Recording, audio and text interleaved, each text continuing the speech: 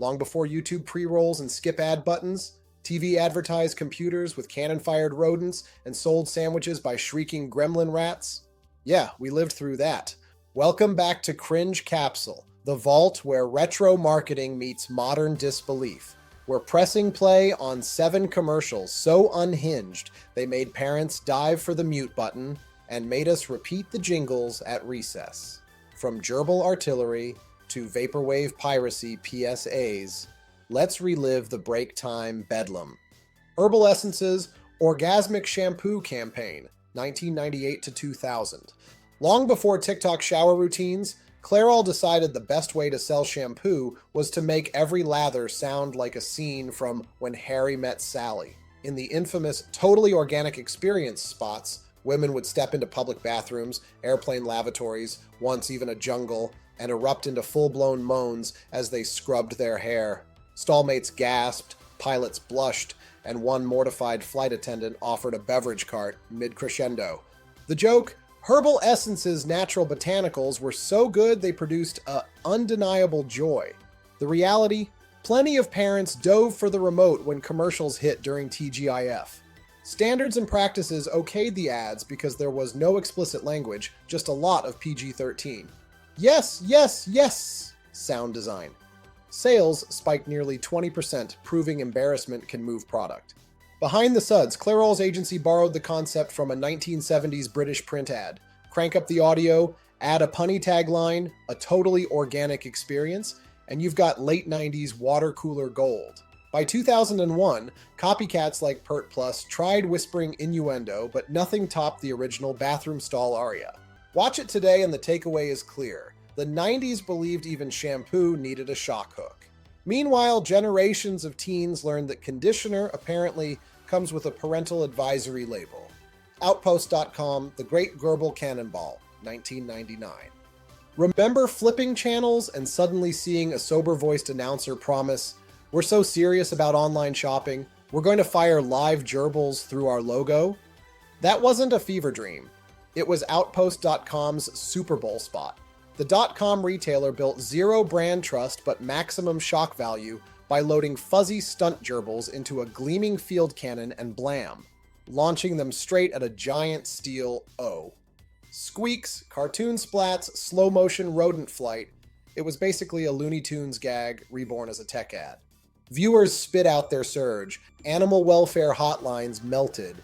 The ASPCA released a statement, and Outpost's CEO scrambled onto CNBC to clarify no actual gerbils were harmed, just highly paid actors in gerbil suits. Sure, buddy.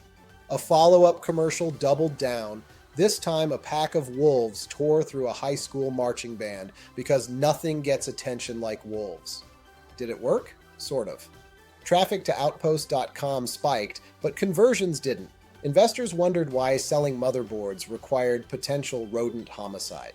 By 2001, the company was acquired and rebranded. The ads live on only in YouTube compilations titled, "What Were They Thinking?"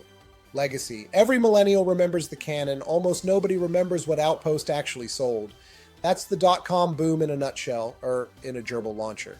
Quiznos Spongemonkeys. The Singing Mutant Hamsters, 2004.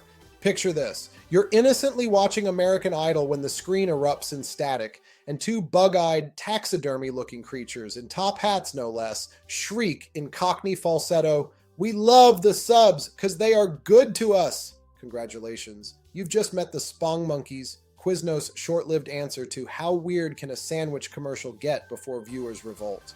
Born from an obscure Flash animation called We Like the Moon, the rodent meets sock puppet hybrids were scooped up by ad agency TMX and plopped into national primetime spots. Their googly eyes, piano key teeth, and JPEG artifact fur screamed early internet chaos. Lyrics? Pure non sequitur. They got a pepper bar. Try the pepper bar, delivered like a ransom note sung by helium addicts. Reactions were polarized. Gen X and millennial web nerds memed it instantly. Suburban parents called corporate offices demanding an exorcism. Franchise owners freaked when families walked in humming the jingle, but ordered nothing because those rat things killed my appetite.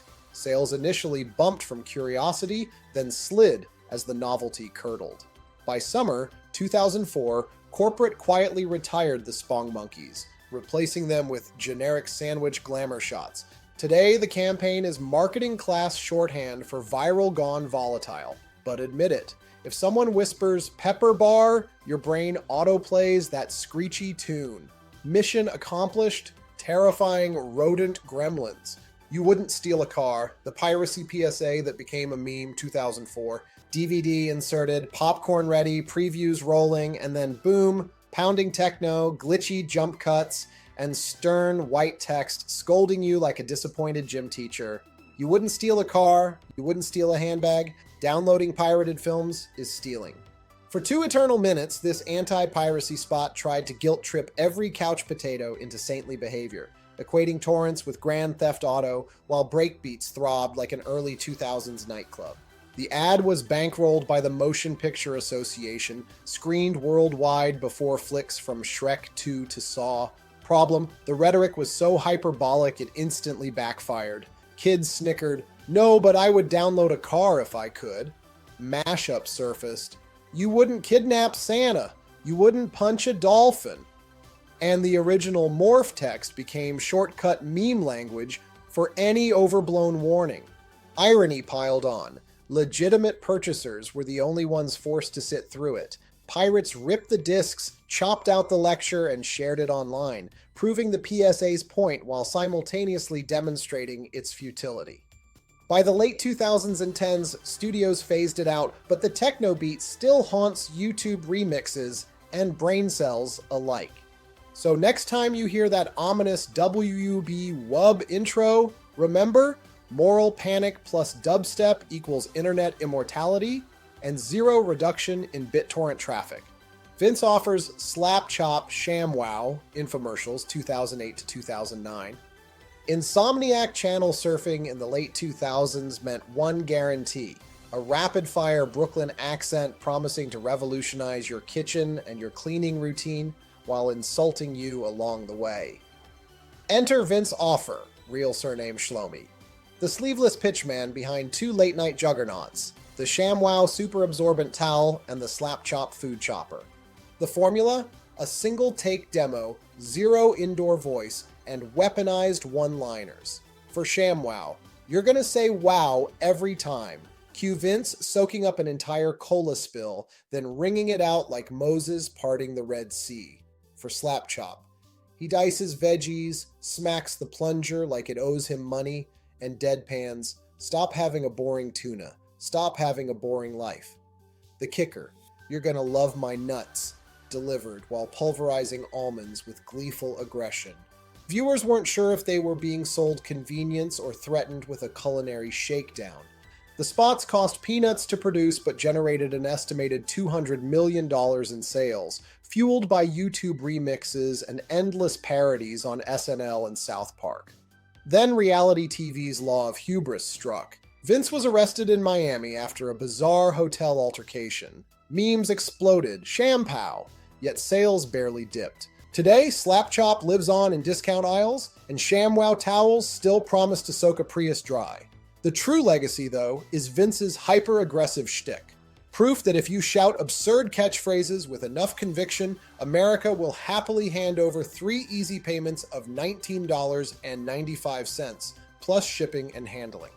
Budweiser Wassup, 1999 to 2000. At the tail end of '99, Budweiser interrupted our sitcoms with what seemed like a harmless phone call. One guy watching the game, another rings and casually greets him. "What's up?" Cue guttural, open-mouthed shrieking that goes on far too long, soon joined by 2 more buddies yelling the same primal vowel sound until everyone, including the goldfish, is howling into the receiver. Plot? None. Product details? 0. Yet the spot detonated pop culture.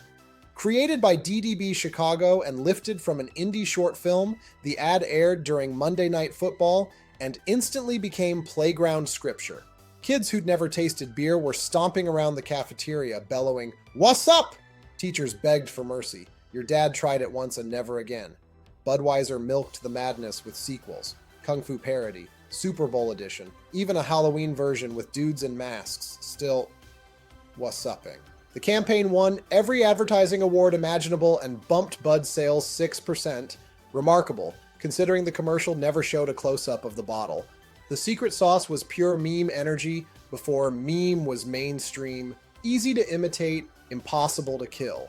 Variations popped up in Scary Movie, The Simpsons, and countless voicemail greetings. Apologies to every mom who dialed home in 2000.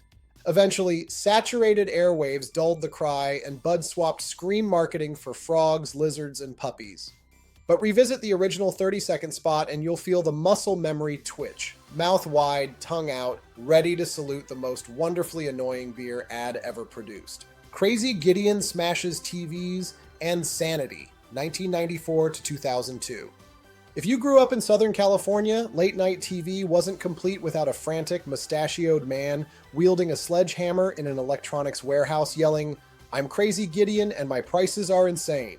Gideon Kotzer, an Israeli immigrant and owner of downtown LA's Furniture and Stereo, shot his own ads on VHS, edited with star wipes and air horn sound effects, then bought dirt cheap airtime after midnight. The pitch was simple: chaos equals value. Gideon sprinted through aisles of VCRs, shrieking half in English, half in Hebrew, smashing display sets to prove his deals were unbeatable. One spot shows him riding a dolly, crashing into a pyramid of boom boxes while yelling, "I'm losing money, but I don't care."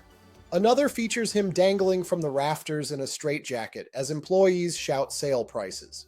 Viewers couldn't tell if it was a hardware closeout or a hostage situation, so they tuned in again just to make sure he survived. The stunts worked. Shoppers trekked to his graffiti-covered warehouse for $49 DVD players and free t-shirts reading, "I got a crazy deal." Local news dubbed him the Caligula of consumer electronics. Eventually, city fire marshals cited the store for overcrowding, and mainstream retailers undercut his prices. By the mid-2000s, Crazy Gideon quietly closed, surviving only in YouTube compilations titled "When Ads Went Off Their Meds." But his legacy endures. Every regional liquidation Larry or mattress Mike screaming about President's Day blowouts owes a debt to the man who taught us that sometimes the best marketing plan is pure televised bedlam, preferably with flying cathode ray tubes. And that, friends, is the real. Proof that the 90s, 2000s, and world fired gerbils, birthed gremlin rats, and scolded us for crimes we couldn't physically commit.